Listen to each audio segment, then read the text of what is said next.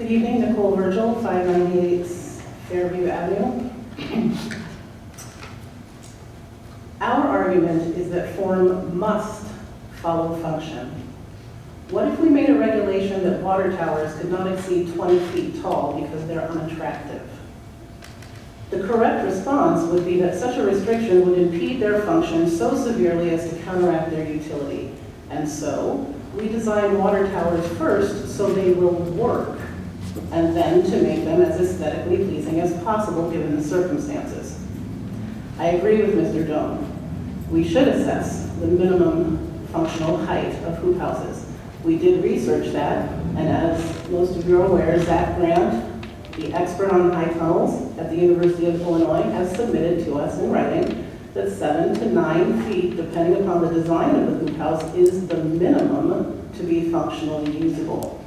Keep in mind, for those of you who have not seen hoop houses, that the maximum or the peak height that we're talking about for the hoop house is only at the center of the hoop. So the individual who is claiming that 7 feet is too high, or let's say 6 feet, my husband who's over 6 feet would not be able to walk down the center of the hoop. The remainder of it would be somewhere between, say, 4 to 5.5 feet high. You would ask him to work not only down the center of the hoop like this, a few inches shorter, but in the rest of the hoop, it would have to be functionally bent over. So the peak is not the peak for the whole building, it's the peak for a very narrow strip down the center. This is why at the minimum, 9 feet allows a 6.5 foot tall person to work within most of the hoop, understanding geometry. To reverse the priorities of form and function would be nonsensical. We would be hard-pressed to find too many other cases where the appearance of a structure or building is generally accepted to be more important than its ability to serve its purpose.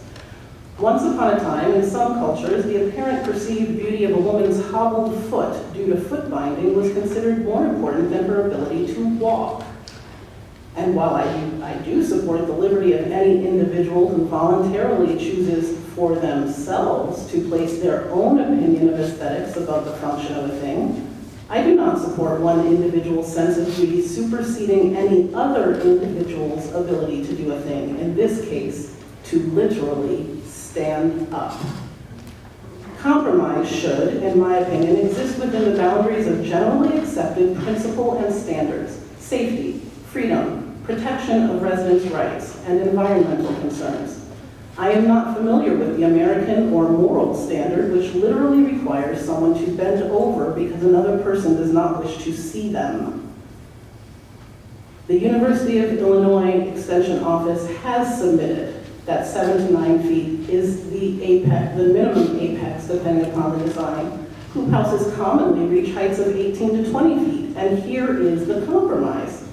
We ask for the bare minimum to make hoop houses work, not the bare minimum to make someone else think it's pretty. If we did not wish to compromise, we would suggest a 15-foot maximum, as is in the case of the Chicago regulation. Literally dozens of immediate neighbors have testified that they never even noticed the hoop house in our backyard with an apex of 9 feet.